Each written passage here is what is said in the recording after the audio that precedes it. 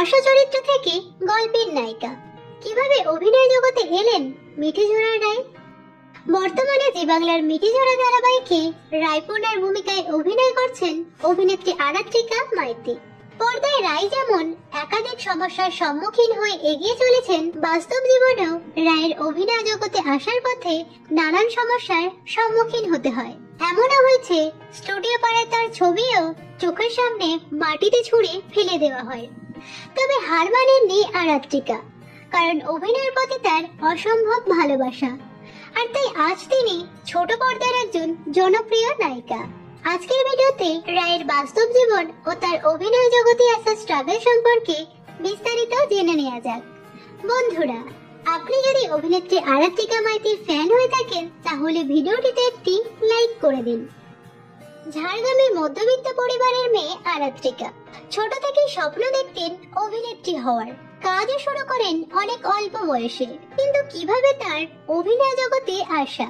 অভিনেত্রী এক সাক্ষাৎকারে জানান, তার প্রাইমারি স্কুলের হেডমাস্টার ও তার দাদু গৌরাঙ্গ প্রসাদ মাইতি থিয়েটার করতেন। নবোদয় সংগ্রামে একটি নাটকের দলও ছিল তাদের। তার বাবা ও জেঠু ক্লাস করতেন সেখানে, তবে তিনি আলাদা করে কোনো ক্লাস করে প্রস্তুতি নেননি। ঝাড়গ্রামের স্কুলের অনুষ্ঠানে নাটক করতেন, নাচ করতেন, পাড়ার অনুষ্ঠানেও অংশ নিতেন আরাত্রিকা। ছোট থেকে তিনি নাচ ও অভিনয় দুটোই মনে প্রাণে ভালোবাসতেন। অভিনয়ের প্রতি তার এই ভালোবাসার জায়গা থেকে তিনি আজ দর্শকের মনে রাজত্ব করছেন। আরাত্রিকার মতে তার এগিয়ে যাওয়ার পুরোটাই তার মায়ের চেষ্টা। অভিনয়ের ব্যাপারে সব রকম চেষ্টা চালিয়ে গেছেন তার বাবা ও মা। অভিনেত্রীর মা কাজের সূত্রে প্রায় 3 বছর কলকাতায় ছিলেন। অডিশনের জন্য তিনি বিভিন্ন জায়গায় যোগাযোগ করতেন। খোঁজ নিয়েছেন টালিগঞ্জের স্টুডিও পাড়ায়। 5ম শ্রেণীর ছাত্রী আরাত্রিকা তখন মায়ের হাত ধরে পায়ে হেঁটে ঘুরেছেন স্টুডিও। অচেনা মুখ দেখে বহু জায়গা থেকে তারা ব্যর্থ হয়ে ফিরেছেন। কোথাও জমা দিয়েছেন ছবি, সেই ছবিও তাদের চোখের সামনে ছুঁড়ে ফেলে দেওয়া হয়। বহু জায়গায় অডিশনও দিয়েছেন, নানান কারণ দেখিয়ে বাদ দেওয়া হয়েছে তাকে। কিন্তু হার মানেননি আরাত্রিকা। তবে এটাকে তিনি স্ট্রাগল বলে মনে করেন না, কারণ অভিনয়ের প্রতি তার অসম্ভব ভালোবাসা। এভাবে চলতে চলতে রানী রাসমণি ধারাবাহিকের একটি ছোট্ট অংশে প্রথমবার তিনি অভিনয়ের সুযোগ পান, তাও আবার সংলাপ ছাড়া 3 দিনের কাজ ছিল সেটা। তখন তিনি 8ম শ্রেণীর ছাত্রী। শেষ পর্যন্ত 2021 সালে তার বাংলার অগ্নিশিখা ধারাবাহিকে তিনি মুখ্য ভূমিকায় অভিনয়ের সুযোগ পান এবং শিখার চরিত্রে তিনি নজর করেন সকলে।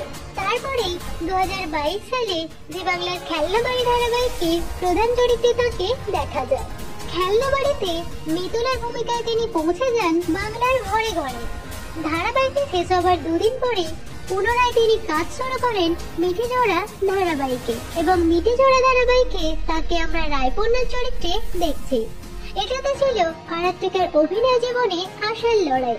তার বাস্তব জীবন সম্পর্কে বলতে গেলে আরাত্রিকা মাইতি 2004 সালের 13ই ডিসেম্বর পশ্চিমবঙ্গের ঝাড়গ্রামে জন্মগ্রহণ করেন এবং এখন তার বয়স প্রায় 20 বছর।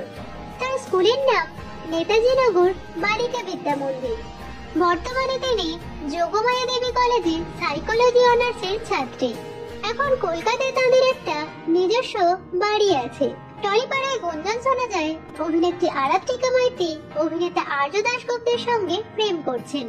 তো বন্ধুরা, অভিনেত্রী আরাত্রিকা মাইতিকে আপনাদের কেমন লাগে কমেন্ট করে জানাতে পারেন।